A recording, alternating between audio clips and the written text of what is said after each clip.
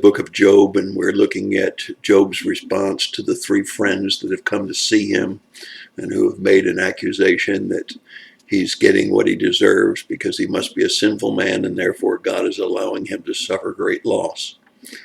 And Job has been speaking after Bildad has made a very brief statement to him, but it's his third statement.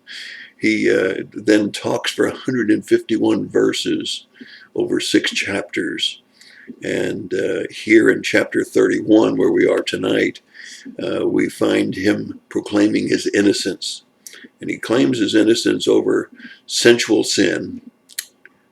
He says he's made a covenant with his eyes to not look at things that he shouldn't look at. And he talks about his integrity and the fact that he's not involved in falsehoods. And then he talks about the fact that he is treating others well and has not mistreated those that are poor or those that work for him. And then he talks about the fact that he's not trusting in materialism in order to make him happy, not trusting in money and things for his happiness. And then he finally says, and I even have been at peace with my enemies and have forgiven my enemies. And that's really saying something, isn't it? To be able to say that you've been able to forgive your enemies and be at peace with them. Then he pleads to God and he says, hear me, answer me.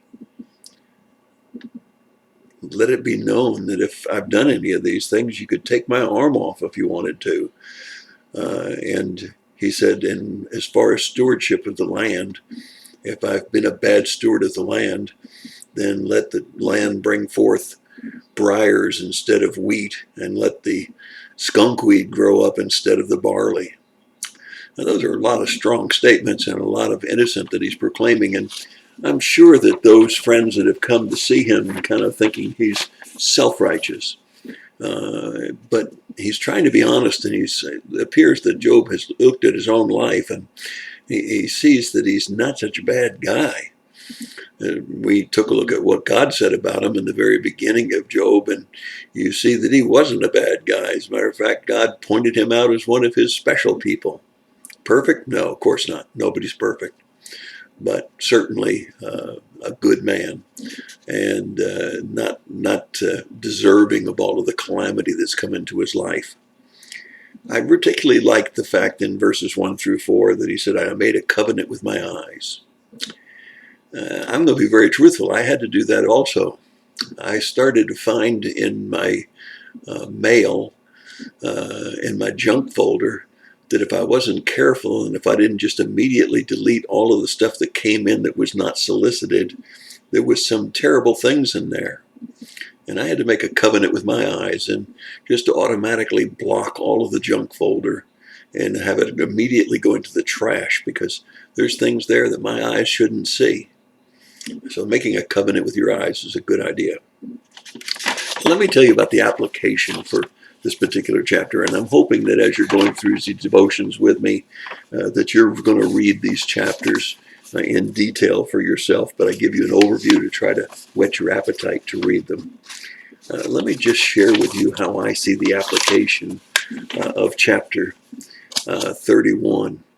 It's a good thing to be free from sensual sin, and believe me, in this world, with all of the television programs and all of the pictures and magazines and newspapers, all of the things that you can see or read or buy, being clean of sensual sin is a very, very good idea. A few minutes of pleasure is never worth the cost involved. And then secondly, I saw that it was good to have integrity, to have a good reputation, being an example for others. I remember at the close of one of the services when a man came charging down the aisle, and the way he came down so fast, and it was right in the midst of a time when churches were being very afraid of being shot and people breaking in just for the sake of hurting people in church. This fellow ran down the aisle, and I didn't know whether to run myself or to call for the security team, but he kept saying, I want what she has, I want what she has. And I thought, well, somebody in this neighborhood, which at that time I was serving in West Palm Beach, and the neighborhood had really gone down, that perhaps somebody had stolen something from her and from him, and that she might even be in the congregation. And he kept saying, I want what she has. And finally I got him to calm down enough so that I could say, what does she have? He said, I don't know, but she is a different person since she started coming to this church. What a great testimony to the pastor then, Steve Cloud, as I interviewed him and told him how he could have what she had. So we know that a good example will go a long way to winning souls to Christ. And then to not be materialistic and to care about others and to be able to pray even for your enemies. What wonderful traits these are for a Christian. So let's think about it. Can we say the same thing that Job said? Have we made a covenant with our eyes? Do we have good integrity? Do we have good reputation in the community? Are we depending on our materialism in order to be our sufficiency and our support? And can we pray for our enemies, even though they may despitefully use us? Well, I think that Job sets down a good example. He may seem self-righteous to his three friends. Seems to me he sets a pretty good example for the rest of us. And that's my thought for the day. God bless you and have a great day.